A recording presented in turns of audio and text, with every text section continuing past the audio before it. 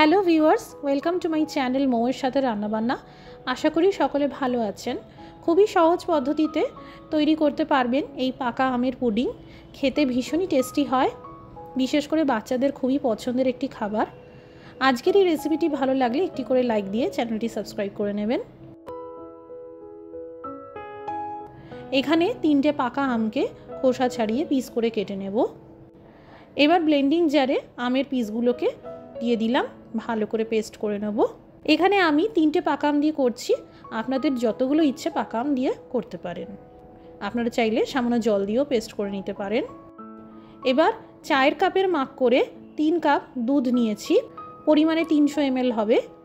আমি এই দুধটা ফ্রিজে রেখেছিলাম। ক্রমশ নাড়াচাড়া করে দুধ গরম করে নেব।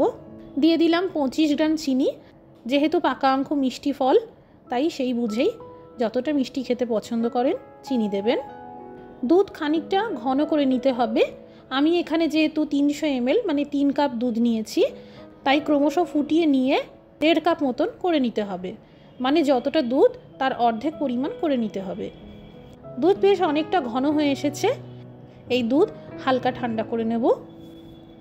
দুধ যতক্ষণে ঠান্ডা হচ্ছে, এদিকে 3 টেবিল চামচ কর্নফ্লাওয়ার নিয়েছি, পরিমাণে 15 গ্রাম হবে।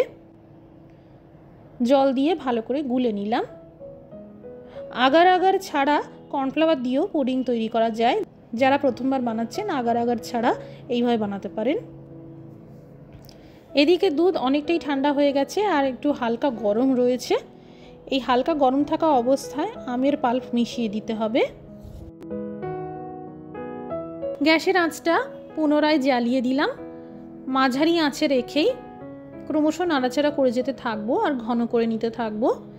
আর এই সময় কর্নফ্লাওয়ার মেশানো ব্যাটার অল্প করে দিয়ে দিয়ে মেশাতে থাকবো। পুরোটা একসাথে দেওয়া যাবে না, নাহলে লাম্পস তৈরি হতে পারে।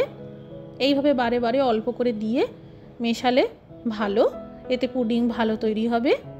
এই দেখুন, কর্নফ্লাওয়ার দেওয়ার পর 10 মিনিটের মধ্যেই পুডিংয়ের ঘনত্বে চলে এসেছে।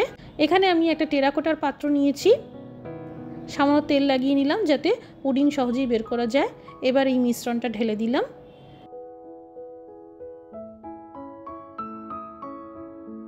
প্রথমে রুম টেম্পারেচারে রেখে ঠান্ডা করে নিতে হবে, তারপর 4 থেকে 5 ঘন্টার জন্য ফ্রিজে রেখে দিতে হবে। এতে পুডিং খুব ভালোভাবে জমে যাবে। আমি এই পুডিংয়ের পাত্রটি ফ্রিজে রেখেছিলাম। এবার একটা প্লেটের মধ্যে নিয়ে নেব। এই দেখুন, পুডিং খুব সহজেই বেরিয়ে এলো আর ভালোভাবে জমে গেছে। এবার আপনারা যেমন ইচ্ছে সেইভাবে পুডিং সাজিয়ে পরিবেশন করতে পারেন। তৈরি হয়ে গেল আম আর দুধ দিয়ে তৈরি হেলদি পুডিং, আমের পুডিং। আজকের এই রেসিপিটি ভালো লেগে থাকলে শেয়ার করে দেওয়ার জন্য অনুরোধ রইল। সবাই ভালো থাকুন, সুস্থ থাকুন। Thank you for watching.